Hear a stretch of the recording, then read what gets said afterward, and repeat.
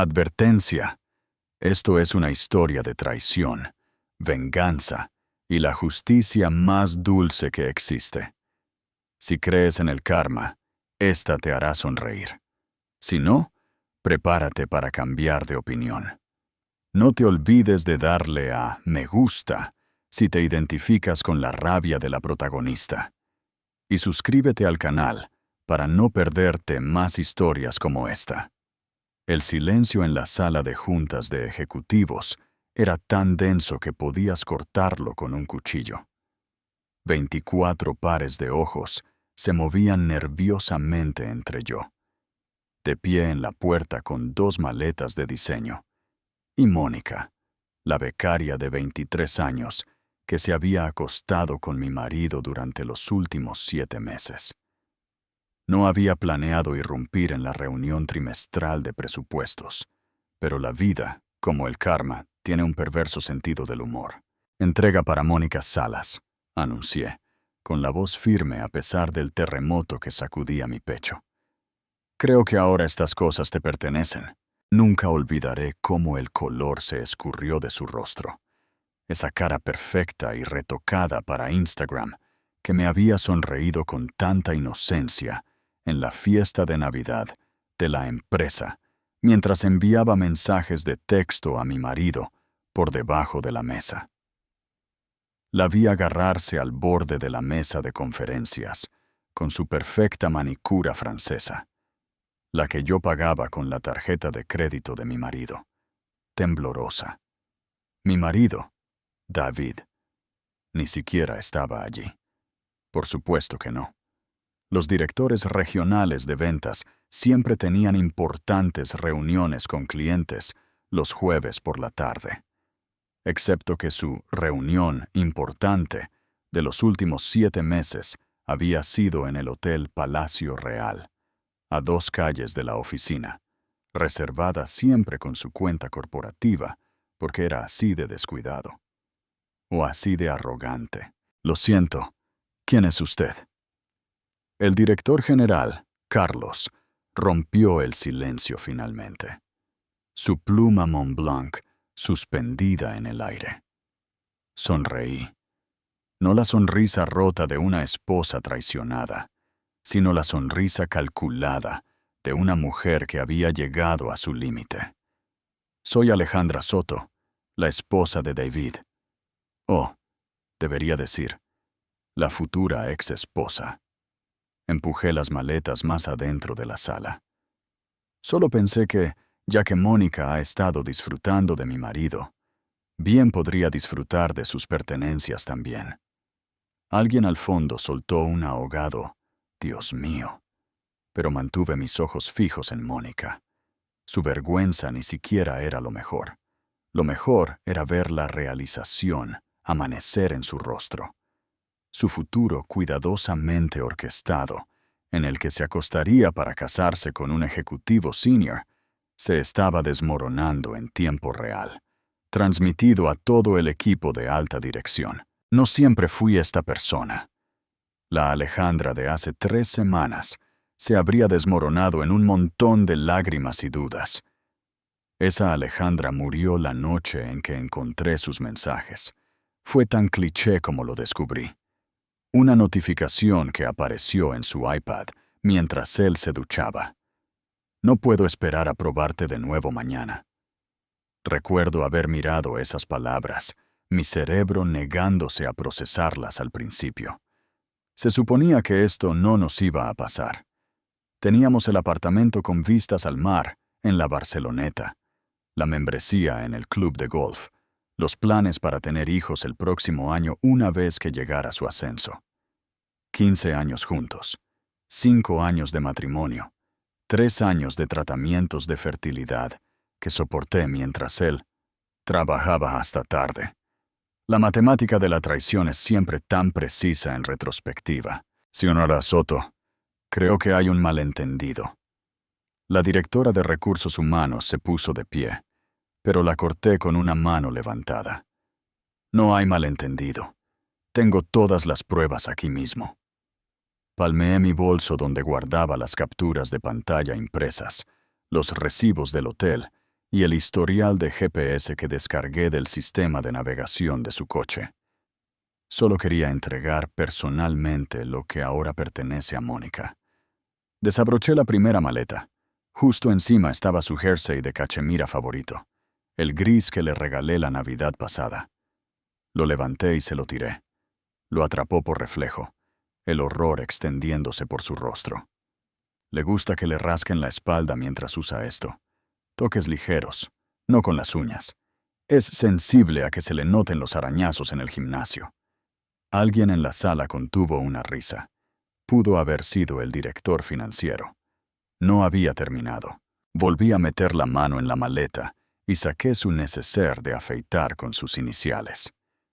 Necesita su crema facial especial todas las noches o se pone de mal humor. El suero caro de Suiza. Se la arrojé por la mesa, donde se deslizó hasta detenerse frente a ella.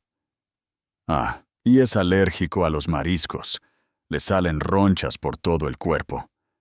Pero probablemente ya lo sabes por todas esas cenas íntimas, mientras yo visitaba a mi madre moribunda en el hospital. La temperatura de la sala pareció bajar 10 grados.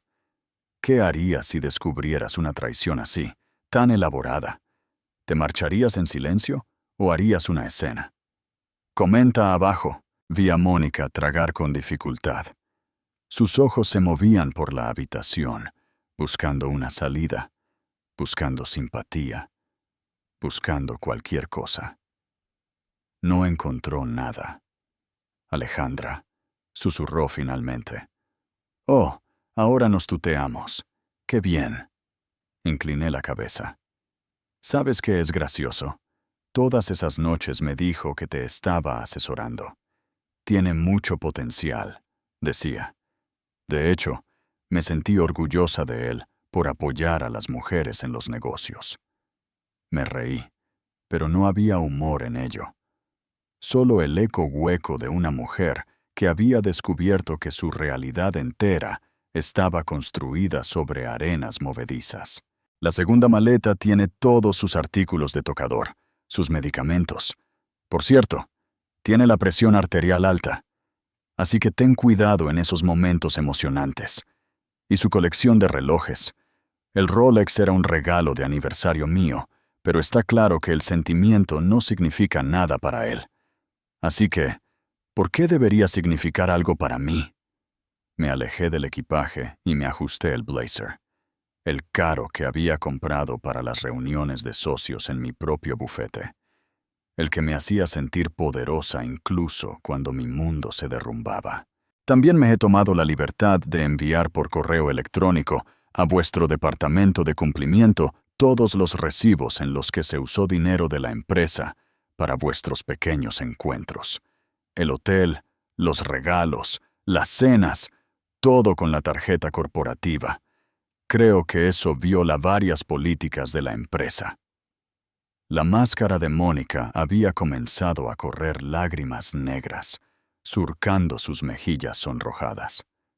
Bien, que llore, que sienta una fracción de lo que yo sentí cuando descubrí que el hombre, en torno al que construí mi vida, había estado construyendo una vida separada a mis espaldas. No puedes.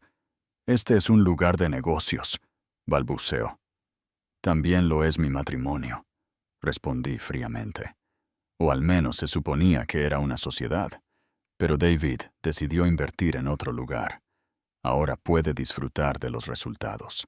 Al darme la vuelta para irme, el peso de lo que acababa de hacer me golpeó como una fuerza física.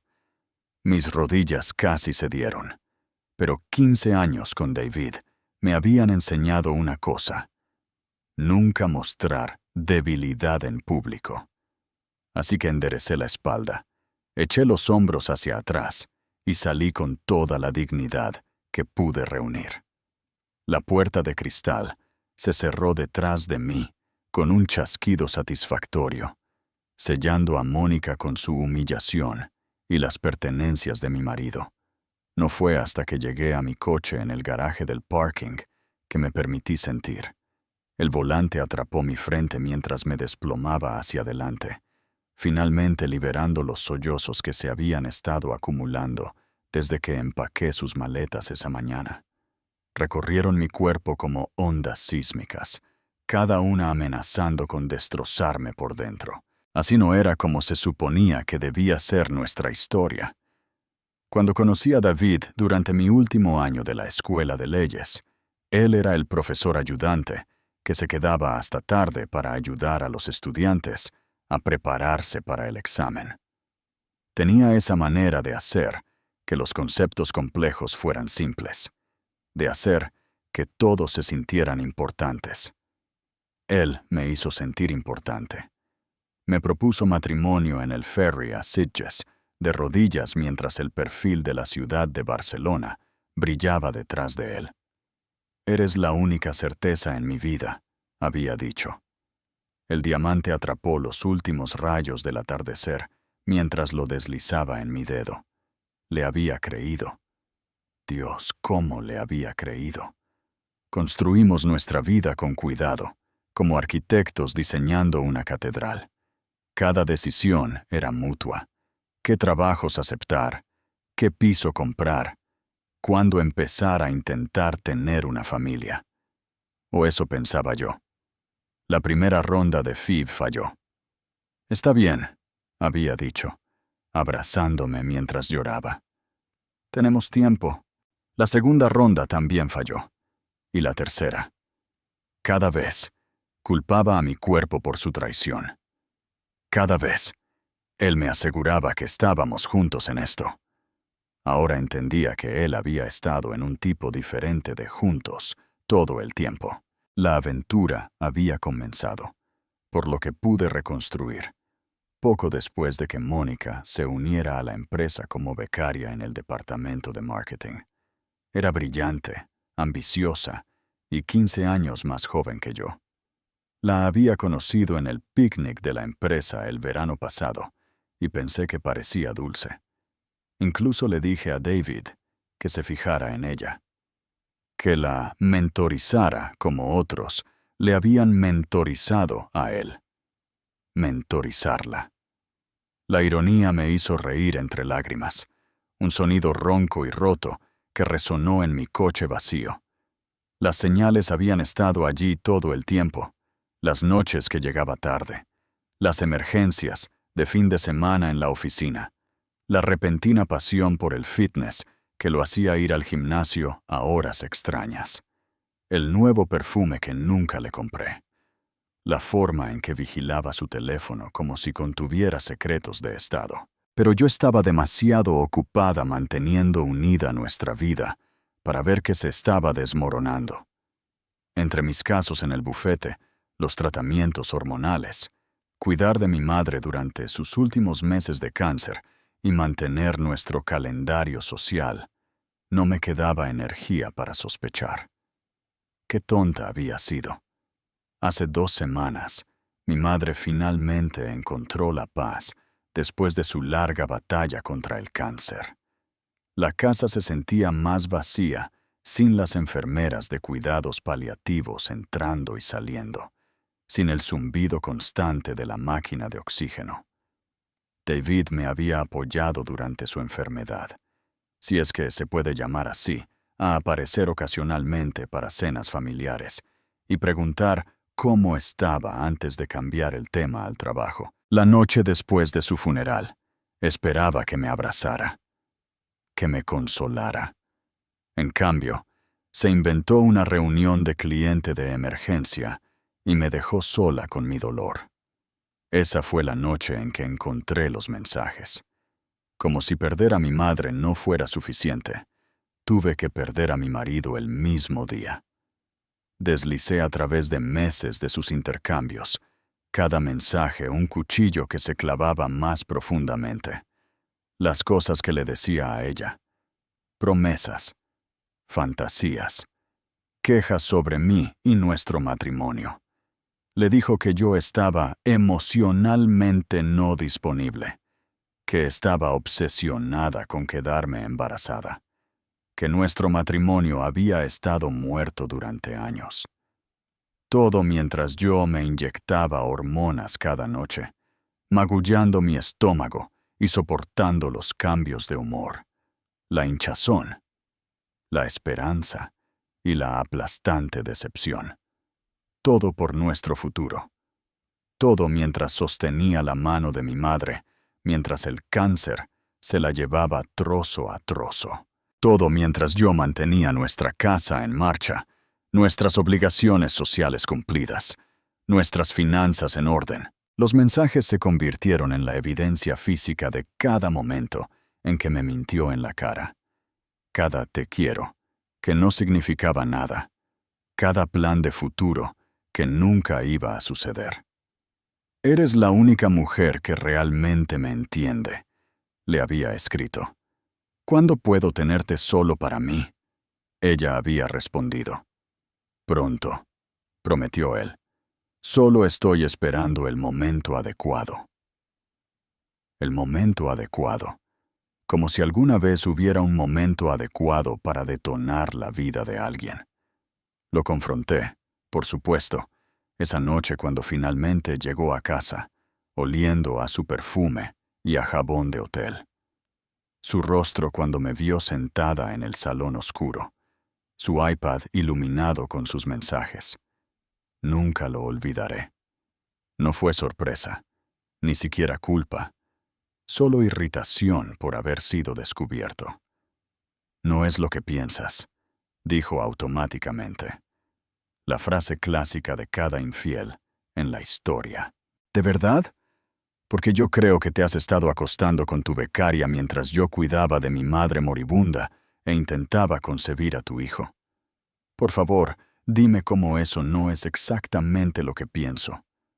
Cambió de estrategia inmediatamente. No has estado presente en este matrimonio durante años, Alex. ¿Qué esperabas? Ahí fue cuando supe que habíamos terminado de verdad. No solo porque me había traicionado, sino porque estaba tratando de echarme la culpa a mí. Como si mi dolor, mi deseo de tener hijos, mis ambiciones profesionales de alguna manera lo hubieran obligado a meterse en la cama de otra mujer. Sal de aquí, le dije, con la voz mortalmente tranquila. Esta también es mi casa, me contestó. La casa cuya hipoteca paga mi título de abogada. La casa que está a mi nombre porque tu crédito era demasiado bajo cuando la compramos. ¿Esa casa? Durmió en la habitación de invitados esa noche. Y la siguiente. Existimos en un silencio gélido durante días. Dos extraños compartiendo un espacio que alguna vez había estado lleno de amor, o de lo que yo pensaba que era amor. Necesitamos hablar de esto de manera racional, dijo finalmente durante el desayuno 3 días después. La gente comete errores. Los matrimonios sobreviven a las infidelidades todo el tiempo. Lo miré a través de nuestra isla de cocina. Este hombre al que había amado durante 15 años. Este extraño que podía traicionarme tan completamente y luego esperar el perdón como si fuera su derecho. Tienes razón, dije con calma. Sí que necesitamos hablar de manera racional. Pareció aliviado. Pensó que lo iba a perdonar. Ya he contactado a un abogado de divorcios. Te llamarán pronto. Mientras tanto, necesito que te vayas de la casa para mañana. Su rostro se contorsionó con incredulidad. No puedes estar hablando en serio. ¿A dónde se supone que voy a ir? Me encogí de hombros. No sé, David. Tal vez Mónica tiene espacio en su estudio, o tal vez alguna de las otras mujeres con las que has estado pueda acogerte. Su cara me dijo que había tocado una fibra sensible. Había habido otras antes de Mónica. Por supuesto que sí. Alex, sé razonable. Estoy siendo razonable. De hecho, te ayudaré a empacar. Esa noche, después de que David se retiró a la habitación de invitados de nuevo, me senté sola en nuestro dormitorio y tracé mi plan. Si hay algo que te enseña a ser una abogada corporativa, es a cómo elaborar una estrategia cuando todo se está desmoronando. Primero, aseguré mis finanzas. Las cuentas conjuntas se vaciaron y los fondos se movieron a mi cuenta personal. No todos, solo la parte que me correspondía. No iba a robarle, pero tampoco iba a quedarme vulnerable. Cambié las contraseñas de todas nuestras cuentas en línea compartidas, desde Netflix hasta los servicios públicos. Llamé a nuestras compañías de tarjetas de crédito y lo eliminé como usuario autorizado. A continuación, la recopilación de pruebas. Ya había tomado capturas de pantalla de sus mensajes, pero necesitaba más. Contacté a una investigadora privada que conocía por el trabajo, una antigua detective que se especializaba en casos de infidelidad. No necesito pruebas de que me está engañando, le dije tomando café a la mañana siguiente. Necesito pruebas de que ha estado usando recursos de la empresa para facilitarlo. La investigadora levantó una ceja. Golpear el yugular profesional. Me gusta. Él lo hizo profesional cuando eligió a su subordinada, respondí. Yo solo estoy llevando a cabo las consecuencias. En 2 días, me entregó un archivo completo. Cargos de hotel en la tarjeta corporativa. Cenas caras etiquetadas como reuniones de clientes sin clientes presentes. Registros de uso del coche de la empresa que coincidían con sus encuentros. Incluso una conferencia patrocinada por la empresa en Barcelona, donde Mónica había sido añadida a la lista de asistentes a último minuto, sin razón comercial, para que estuviera allí.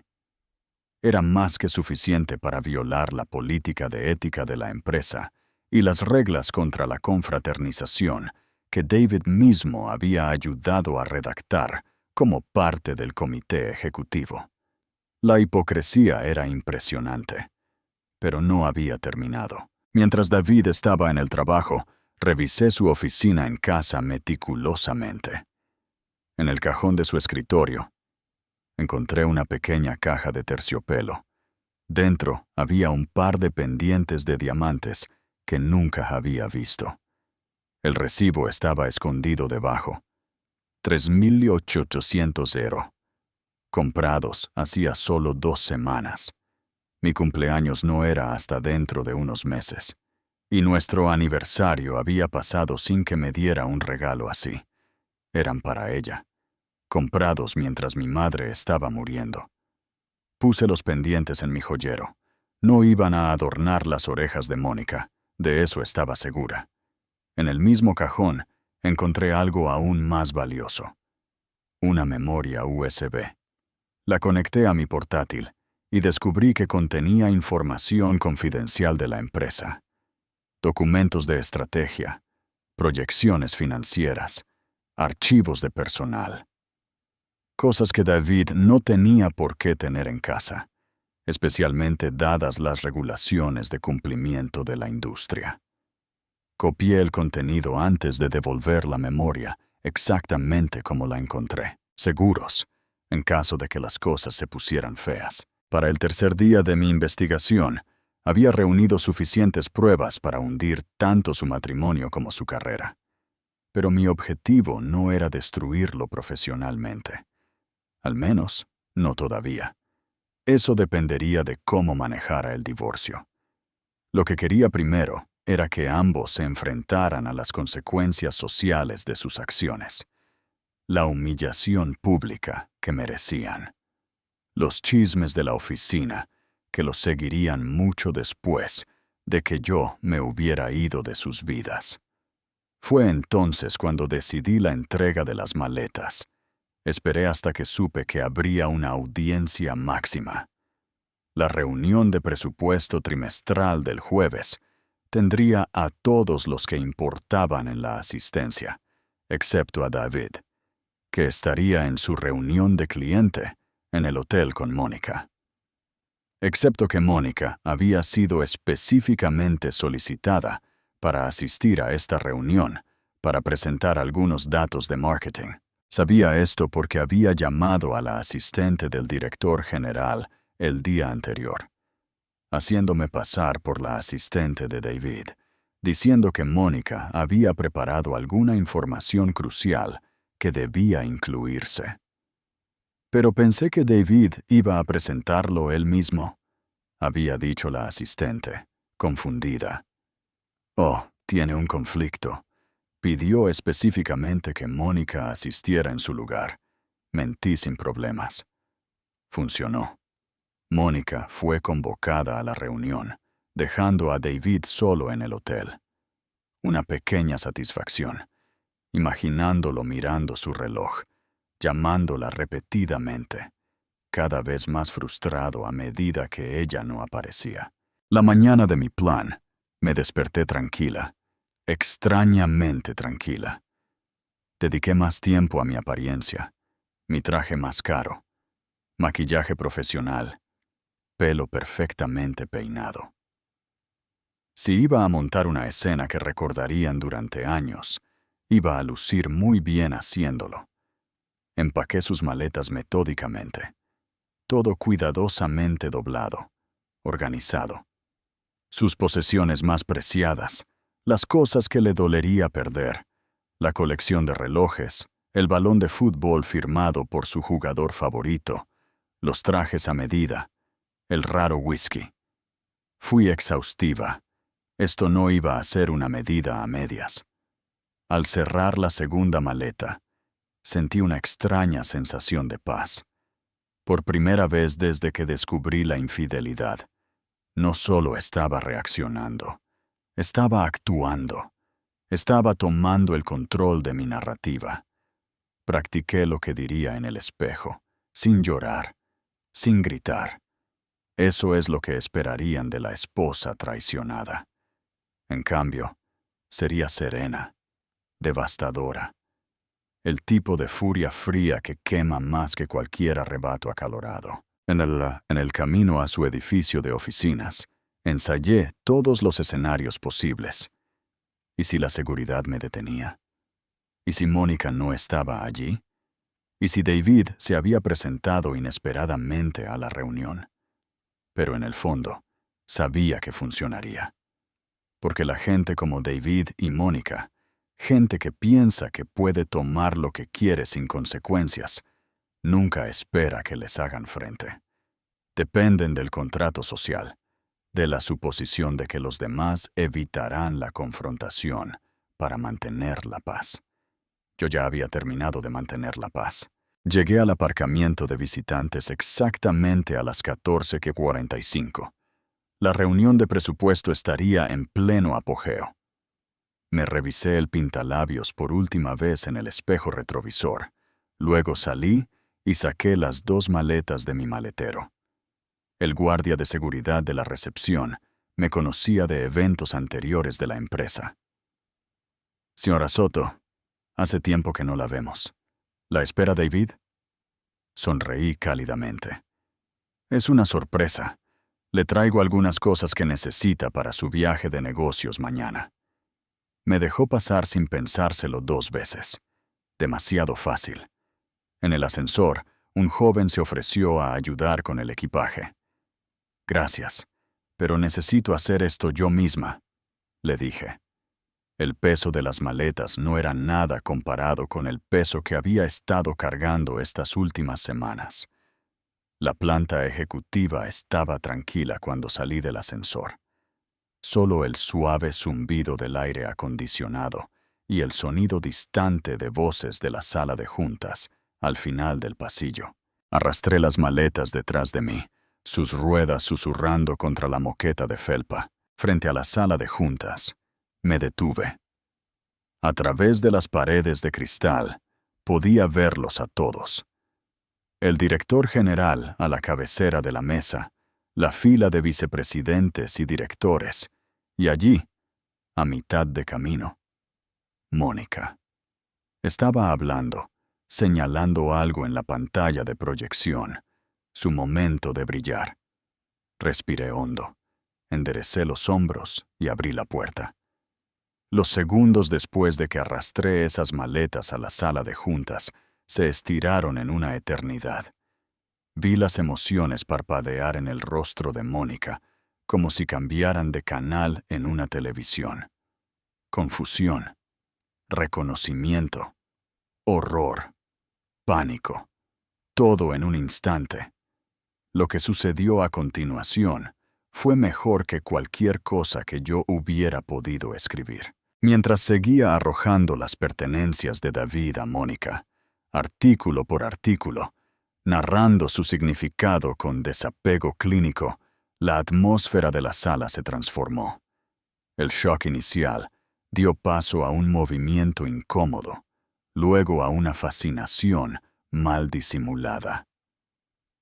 Para cuando mencioné la medicación para la presión arterial alta de David, alguien incluso resopló de risa contenida. Mónica había comenzado a enviar frenéticamente mensajes de texto por debajo de la mesa, sin duda advirtiendo a David, que probablemente seguía esperando en su nido de amor, confundido por su ausencia. Me imaginé su teléfono iluminándose con sus mensajes desesperados. Está aquí. Lo sabe. Se lo está contando a todo el mundo. Parece que tu teléfono te mantiene ocupada, Mónica, comenté, haciendo una pausa en mi inventario de posesiones de David. Mi marido te está preguntando dónde estás. Siéntete libre de decirle exactamente lo que está pasando. Levantó la cabeza de golpe, la cara enrojecida. Esto es completamente poco profesional, siseó. ¿Poco profesional? Repetí, saboreando la palabra. ¿Cómo acostarse con tu jefe casado? ¿Cómo usar recursos de la empresa para financiar tu aventura? ¿Ese tipo de poco profesional? El director general, Carlos, se había recuperado lo suficiente como para encontrar su voz. Señora Soto, aunque aprecio que esté pasando por algo personal. Oh, esto dejó de ser solo personal cuando empezaron a cargar las habitaciones de hotel a la tarjeta de la empresa. Lo interrumpí, sacando una carpeta de mi bolso y deslizándola por la mesa hacia él. La página 3 tiene la lista detallada de las violaciones de la política corporativa. La página 7 tiene las capturas de pantalla de David, prometiendo a Mónica un ascenso a cambio de continuar su relación. Creo que eso se considera acoso sexual, quid pro quo, en su manual de recursos humanos. El rostro de Carlos pasó de incómodo a estruendoso mientras hojeaba las páginas. La directora de Reamraro se inclinó para mirar, su expresión volviéndose más grave con cada documento. «Las alas. ¿Es esto exacto?», preguntó Carlos a Mónica, con la voz peligrosamente tranquila. Abrió la boca, la cerró, la volvió a abrir. «No. No es. Lo tomaré como un sí», dijo Carlos. Se giró hacia la directora de RRA. «Necesitaremos abordar esto de inmediato. Ya estoy en ello», respondió la directora, poniéndose de pie. «Señorita Salas, por favor, acompáñeme a mi oficina». Mónica se quedó inmóvil en su silla, el jersey de cachemira de David agarrado en su puño con los nudillos blancos. «Esto no es justo. Él me dijo que estaban separados», espetó finalmente, mirándome con ojos desesperados.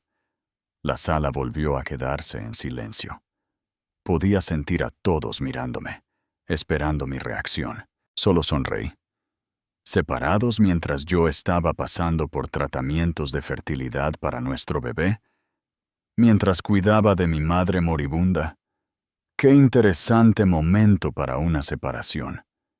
El rostro de Mónica se arrugó. Él dijo que ya no eran íntimos, que tú estabas centrada en tu carrera, que no lo amabas de la manera en que yo lo hacía. ¿Y le creíste?, dije suavemente. No una pregunta, una afirmación, igual que le creíste cuando dijo que eras especial, que nunca se había sentido así antes, que iba a dejarme por ti. Una lágrima se deslizó por su mejilla, emborronando su perfecto maquillaje. Por un momento fugaz, casi sentí lástima por ella. Casi. Déjame ahorrarte algo de tiempo, Mónica. Soy su tercera esposa. Las dos primeras también pensaron que eran especiales hasta que se enteraron de sus aventuras. Es un patrón, no una pasión. En ese momento, mi teléfono vibró en mi bolsillo. David, por supuesto. Lo saqué, miré la pantalla y sonreí. Bueno, hablando del diablo, ¿quieren ver qué tiene que decir? Puse el teléfono en altavoz y respondí.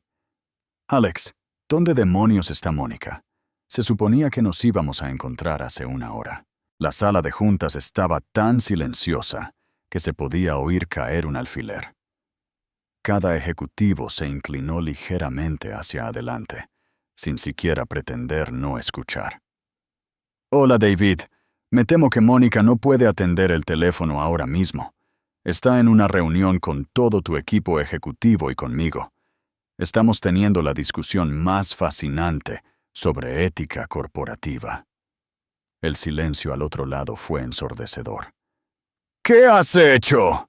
Su voz era baja, peligrosa. Simplemente he entregado tus pertenencias a tu novia, delante de tus colegas. Oh, y he compartido esa interesante presentación en la que has estado trabajando. Ya sabes, la que documenta todas las formas en que el dinero de la empresa ha estado financiando tu crisis de los 40. No tenías derecho. En realidad, como abogada corporativa especializada en violaciones éticas, tenía todo el derecho. Como tu esposa, tenía todo el derecho. Como ser humano con dignidad, tenía todo el derecho. Esto te va a costar en el divorcio, amenazó. Entonces me reí, genuinamente divertida. David, cariño, yo soy la que tiene un acuerdo prenupcial que protege mis bienes. Yo soy la que tiene pruebas de tu infidelidad y uso indebido de los fondos de la empresa. Yo soy la que todavía tiene un trabajo. Así que, por favor, dime de nuevo cuánto me va a costar esto. Carlos se aclaró la garganta. David, este es Carlos. Te sugiero que vengas a mi oficina de inmediato. Otro largo silencio. Luego la llamada terminó. Me guardé el teléfono y examiné la sala. 24 caras me miraban con expresiones que iban desde el shock hasta una renuente admiración. Mónica se sentó encorvada en su silla, derrotada mientras la directora de Reche Chachach esperaba para acompañarla. Bueno, dije alegremente, creo que mi entrega está completa. Gracias a todos por su atención. Pido disculpas por la interrupción de su reunión. Al darme la vuelta para irme, Carlos habló. Señora Soto. Me detuve, mirando por encima del hombro. Esta empresa le debe una disculpa. Lo que pasó aquí fue inaceptable, y lo abordaremos con la seriedad que merece. Asentí una vez, reconociendo sus palabras sin aceptarlas. Sugiero que revisen su programa de formación ética. Parece tener algunas lagunas importantes. Con eso, salí, dejando atrás las maletas de David. Ya no necesitaba su equipaje, ni literal ni figuradamente. En el ascensor de bajada, mi teléfono volvió a vibrar. No David esta vez, sino mi abogada de divorcios. Está hecho. Le escribí exactamente como habíamos discutido. Perfecto, respondió ella. Esto debería hacer las negociaciones considerablemente más fluidas. Para cuando llegué a mi coche, la adrenalina se estaba desvaneciendo. Mis manos temblaban ligeramente mientras insertaba la llave en el encendido. Lo había hecho. Los había enfrentado a los dos. Me había negado a ser la esposa que sufre en silencio. Atrapé mi reflejo en el espejo retrovisor y apenas me reconocí. No porque me viera diferente, sino porque me sentía diferente. Más ligera, más clara, como si me hubiera desprendido de una piel que me había quedado pequeña hace mucho tiempo. Mi teléfono vibró con un mensaje de texto de un número desconocido. ¿Cómo pudiste humillarme así? Lo has arruinado todo. Lo borré sin responder. Ya no valía la pena mi tiempo o energía. Ninguno de los dos. En cambio, conduje hasta el parque frente al mar donde David me había propuesto matrimonio todos esos años atrás. Me senté en un banco frente al océano y vi las olas romper contra la orilla, cada una retrocediendo, solo para reunir fuerza y regresar una y otra vez, imparable como yo. Un año después, estaba en mi nueva cocina, la luz de la mañana entrando por las ventanas que daban al este en lugar de al oeste. Vista diferente, vida diferente. Mejor de maneras que no podría haber imaginado ese día en que arrastré maletas a una sala de juntas y lo cambié todo. Las secuelas habían sido rápidas y exhaustivas. David fue despedido por violaciones éticas el mismo día. Mónica fue transferida a un departamento diferente y luego despedida en silencio 3 meses después, durante una reestructuración. El divorcio se finalizó en tiempo récord. El abogado de David le aconsejó que aceptara mis términos, en lugar de arriesgarse a una mayor exposición de su conducta. Vendí el piso con vistas al mar, demasiados fantasmas allí, y compré una encantadora casa en un barrio que siempre me había encantado, pero que David había considerado que no era lo suficientemente prestigioso. Planté un jardín, adopté un perro rescatado, recuperé espacios en mi vida que se habían comprimido para dejar sitio al ego desmedido y a las constantes necesidades de David. La muerte de mi madre dejó un vacío que nunca se curaría del todo, pero me encontraba hablando con ella a menudo, especialmente en el jardín. Tenías razón sobre él, le decía mientras podaba rosas o quitaba malas hierbas. Viste lo que yo no pude ver. Nunca había criticado abiertamente a David, pero había habido momentos, un gesto de tensión alrededor de sus ojos, cuando él revisaba su teléfono durante las cenas familiares, una mirada de preocupación cuando desestimaba mis opiniones. Ella lo había sabido, de esa manera en que lo saben las madres. Profesionalmente, prosperé. Mi manejo de mi propia situación se había convertido inadvertidamente en una tarjeta de presentación. Las empresas empezaron a buscarme para asesoramiento sobre programas de ética y políticas de acoso. La abogada que predica con el ejemplo me llamó un cliente. Acepté la especialidad, encontrando un propósito en ayudar a las organizaciones a crear culturas en las que gente como David no pudiera operar con impunidad. En cuanto a los hijos, había decidido perseguir ese sueño en mis propios términos. Estaba en las primeras etapas del proceso de adopción, emocionada por la posibilidad de convertirme en madre sin la sombra del amor condicional de David, planeando sobre la experiencia. Mi teléfono sonó con un recordatorio del calendario.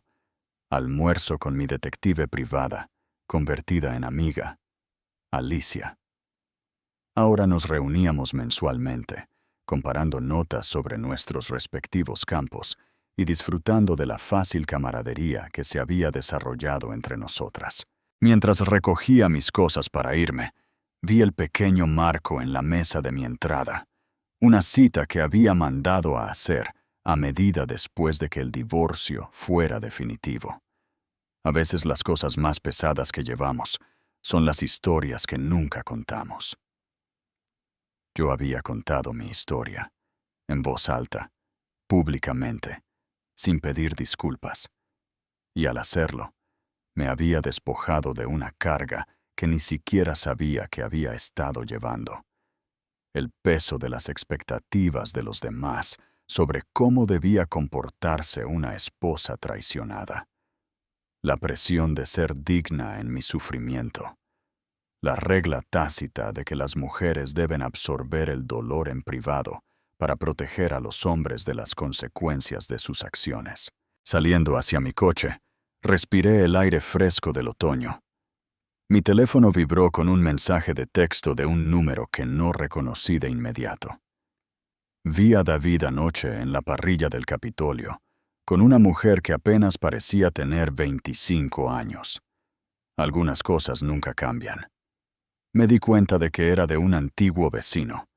Por un momento, sentí un pinchazo, no de celos o arrepentimiento, sino de pena por esta nueva mujer que aún no sabía en lo que se estaba metiendo. Escribí: espero que ella entregue sus maletas en un lugar aún más público que yo.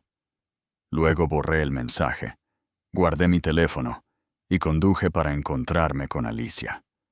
La saga de David ya no era mi historia. Había cerrado ese libro y abierto uno nuevo. Uno en el que yo era tanto la autora como la heroína. Suscríbete si te encantó esta historia de empoderamiento. Y deja en los comentarios tu opinión sobre la venganza de Alejandra. ¿Crees que fue demasiado lejos o que merecía cada segundo? El destino no es algo que se espera, es algo que se crea. Y en ese día en la sala de juntas, yo creé el mío. Así fue. Absolutamente fue.